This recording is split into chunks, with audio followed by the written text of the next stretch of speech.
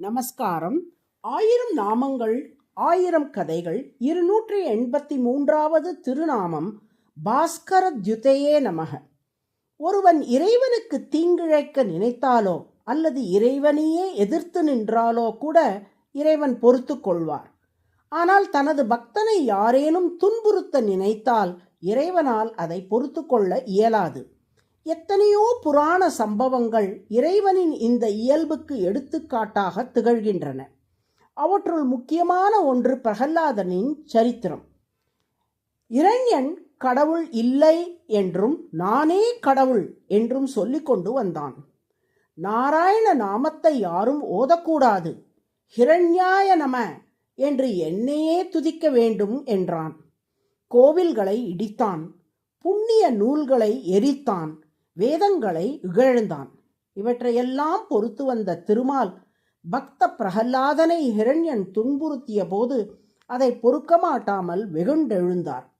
நரசிம்மராக வடிவம் கொண்டு தூணை பிளந்து தோன்றி ஹிரண்யனை வதம் செய்தார். ஹிரண்யனை வதைத்த பின்னும் நரசிம்மரின் கோபம் தணிந்த பாடில்லை. அவரது திருமேனியிலிருந்து கோப அக்னியின் ஜுவாலை பொங்கி வந்தது. அதனால் நரசிம்மருக்கு அருகில் செல்லவே தேவர்கள் எல்லோரும் பயந்தார்கள்.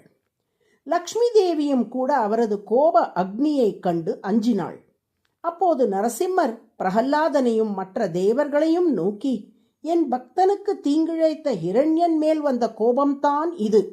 அவனைத்தான் இந்த கோபம் சுட்டெரிக்குமே ஒழிய உங்களுக்கு எப்பொழுதும் நான் குளிர் நிலவாய் அருள் புரிவேன், அருகே வாருங்கள் என்று அழைத்தார். அப்போது பிரகலாதன் நரசிம்மருக்கு அருகில் சென்றான். குளிர் நிலவாய் அவனுக்கு அருள் புரிந்தார் நரசிம்மர்.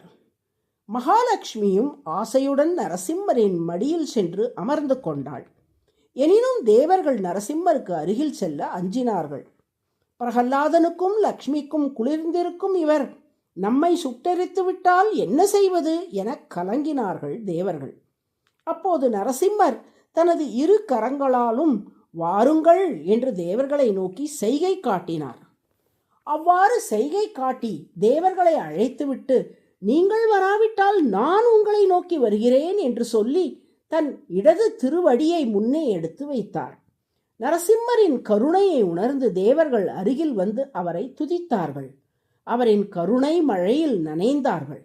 இவ்வாறு பிரகலாதனுக்கும் தேவர்களுக்கும் அருள் புரிந்த திருக்கோலத்தோடு செகந்திராபாத் நாளா பசாரில் லக்ஷ்மி நரசிம்மர் காட்சி தருகிறார்.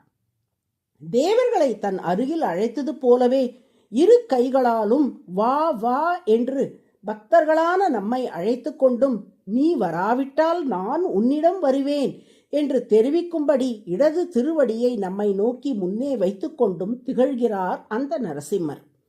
அதே நேரத்தில் அவரிடம் சுட்டெரிக்கும் சூரியனை போன்ற உக்கிரமான தன்மையையும் நாம் காண முடியும். இப்படி ஒரு புறம் பக்தர்களுக்கு குளிர் நிலவாய் இருந்து கொண்டு அவர்களை வாவா என்று அழைப்பதால் இந்த பெருமாளை வாவா சிம்மா என்று பக்தர்கள் அன்போடு அழைக்கிறார்கள். மறுபுறம் அதே நரசிம்ம பெருமாள் ஹிரண்யன் போன்ற தீய சக்திகளுக்கு சூரியனாய் இருந்து அவர்களை சுட்டெரிக்கிறார். பாஸ்கர என்றால் சூரியன், தியுதி என்றால் ஒளி. சுட்டெரிக்கும் சூரியன் போன்ற தனது ஒளியால் தீய சக்திகளை சுட்டெரிப்பதால் திருமால் பாஸ்கர தியுதி என்று அழைக்கப்படுகிறார். அதுவே சகஸ்ரநாமத்தின் 283வது திருநாமம்.